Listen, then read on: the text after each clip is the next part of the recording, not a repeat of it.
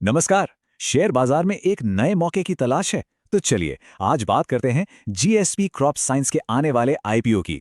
इस पर एक गहरी नजर डालते हैं और देखते हैं कि इसमें क्या खास है। तो सवाल यही उठता है कि क्या ये वाकई एक अच्छा मौका है? मतलब क्या इसमें पैसा लगाना सही रहेगा? आइए मिलकर इस आईपीओ के हर पहलू को खंगालते हैं और समझने की कोशिश करते हैं। ठीक है, तो सबसे पहले कुछ जरूरी बातें जान लेते हैं। ये आईपीओ खुल रहा है 16 से 18 मार्च 2026 तक। इसका जो प्राइस बैंड है वो है 304 से 320 रुपए प्रति शेयर। और अगर कोई अप्लाई करने की सोचे तो एक लॉट में 46 शेयर्स मिलेंगे। तो इसका सीधा सीधा मतलब ये हुआ कि कम से कम मतलब एक लॉट के लिए करीब करीब 14,720 रुपए का इन्वेस्टमेंट लगेगा। तो चलिए, तारीखें और कीमतें तो पता चल गईं, पर सबसे बड़ा सवाल, आखिर ये कंपनी जीएसपी क्रॉप साइंस करती क्या है, इसका बिजनेस क्या है? आइए जरा कंपनी के काम को समझते हैं। तो जीएसपी क्रॉप साइंस ये एग्रोकेमिकल सेक्टर की एक जानी मानी कंपनी है। आसान भाषा में कहें तो ये वो प्रोडक्ट्स बनाती हैं जो फसलों को कीड़ों, बीमारियों और फंगस से बचाते हैं। और मजे की बात यह है कि इनका काम सिर्फ इंडिया तक ही नहीं है, ये अपने प्रोडक्ट्स दुनिया के कई देशों में एक्सपोर्ट भी करते हैं। मतलब एक ग्लोबल प्लेयर हैं। ओके, तो अब आते हैं इस विश्लेषण के सबसे मजेदार हिस्से पर। वो कौन सी बातें हैं जो इस आईपीओ को आकर्षक बनाती हैं? मतलब इसमें पैसा क्यों लगाना चाहिए? चलिए इसकी ताकतों पर, इसके प्रोज पर एक नजर डालते हैं।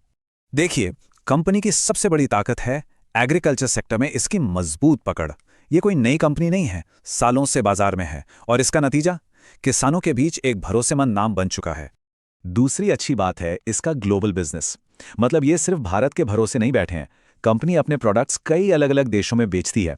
इससे होता क्या है, किसी एक बाजार में अगर मंदी आ भी जाए तो दूसरे बाजारों से बिजनेस चलता रहता है। ये एक तरह का सेफ्टी नेट है। और तीसरा बड़ा पॉइंट, इनके प्रोडक्ट्स की डिमांड लगातार बढ़ रही है। अब देखिए, दुनिया की आबादी बढ़ रही है, सबको खाना चाहिए। इसके लिए ज्यादा फसल उगानी होगी, और ज्यादा फसल उगाने के लिए उसे कीड़ों और बीमारियों से बचाना भी तो पड़ेगा ना, है ना? बस यहीं पर जीएसपी क्रॉप साइंस जैसी कंपनियों का रोल बहुत बड़ा हो जाता है। ठीक है, तो ये तो हो गई अच्छी अच्छी बातें। लेकिन जैसा कि हम जानते हैं, हर सिक्के के दो पहलू होते हैं। एक स्मार्ट निवेशक बनने के लिए हमें जोखिमों को यानी कॉन्स को भी समझना होगा। तो चलिए अब देखते हैं कि इसमें क्या क्या खतरे हो सकते हैं। सबसे पहला और सबसे बड़ा खतरा तो सीधा सीधा मौसम से जुड़ा है। हम सब जानते हैं कि भारत में खेती मानसून पर कितनी ज्यादा निर्भर है। अगर मानसून खराब हुआ तो फसलें खराब होंगी, और जब फसलें खराब होंगी तो कीटनाशक खरीदेगा कौन? इसका सीधा असर कंपनी की सेल्स पर पड़ेगा। दूसरा बड़ा रिस्क है कंपटीशन। देखिए, जीएसपी क्रॉप साइंस इस फील्ड में अकेली नहीं है। बाजार में और भी बहुत बड़ी बड़ी कंपनियां हैं जो यही काम कर रही हैं। और जब कंपटीशन इतना तगड़ा हो तो प्रॉफिट मार्जिन पर हमेशा एक प्रेशर बना रहता है। और तीसरा खतरा है कच्चे माल की बढ़ती कीमतें। मतलब इन प्रोडक्ट्स को बनाने में जो केमिकल वगैरह लगते हैं, अगर वो महंगे हो गए तो कंपनी की लागत बढ़ जाएगी। और अगर लागत बढ़ी तो इसका सीधा असर कंपनी के मुनाफे पर पड़ेगा, जो कि अच्छी बात नहीं है। तो अब हम आ गए हैं सबसे अहम मोड़ पर। एक तरफ है कंपनी की ताकतें और दूसरी तरफ है खतरे। अब सवाल ये उठता है कि तराजू का कौन सा पड़ना ज्यादा भारी है, अवसर या जोखिम? चलिए दोनों साइड्स को एक साथ रखकर देखते हैं। एक तरफ है सेक्टर में मजबूत पकड़, ग्लोबल मार्केट में मौजूदगी और लगातार बढ़ती डिमांड। वहीं दूसरी तरफ मौसम पर निर्भरता, जबरदस्त कंपटीशन और कच्चे माल की कीमतों का खतरा। यह बिल्कुल एक क्लासिक रिस्क वर्सेस रिवॉर्ड वाला मामला है।